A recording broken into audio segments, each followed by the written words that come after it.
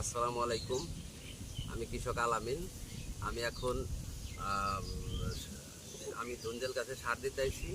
এই সারটা আমি এই যে একটা ওষুধ দিছি, এটা যাতে পচনের ওষুধ, যাতে গোড়ায় পচন না লাগে বা ফলে পচন না লাগে, সেই জন্য আমি এই সারের সাথে ইউরিয়া সারের সাথে মিশ্রিত করে আমি এখন এই মিশাবো। মিশানোর পরে আমি ধুন্দুলের গাছের গোড়ায় আমি এই সারটা ব্যবহার করব। কিন্তু কীভাবে ব্যবহার করব সেটা আপনাদের এখন দেখাবো। ঠিক আছে, আপনারা দেখেন আমি সারটা মিশ্রিত করতেছি। এই সারটা, ওষুধটা কালারটা নীল, আপনারা দেখতে পাচ্ছেন কালারটা নীল। ঠিক আছে, আপনারা দেখেন, দেখেন কীভাবে সারটা মিশ্রিত করতেছে। এইভাবে ভালোভাবে নাড়ে চাইড়ে মানে আপনারা সারটা মিশাবেন। মিশানোর পরে দেখেন আমি মিশাইতেছি এখনও।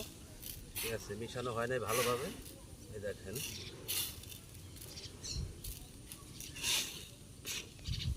এই যে এখন মিশানো হয়েছে। এখন আমি এই যে ছোট গাবলা করে এখন সার অল্প নিয়ে এই দেখেন সারের গোড়ায় আমি এখন দেব। এই দেখেন কীভাবে সারটা দেব।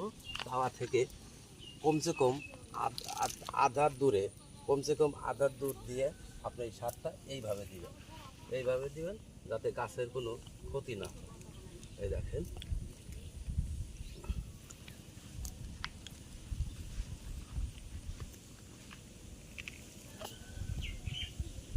এই দেখেন এইভাবে করে সারটা দেওয়া হয় আর দিবেন যাতে গাছের ক্ষতি না হয়। তা আপনাদের যদি আরও কিছু জানার থাকে আপনার কমেন্টে জানাবেন। আসসালামু আলাইকুম।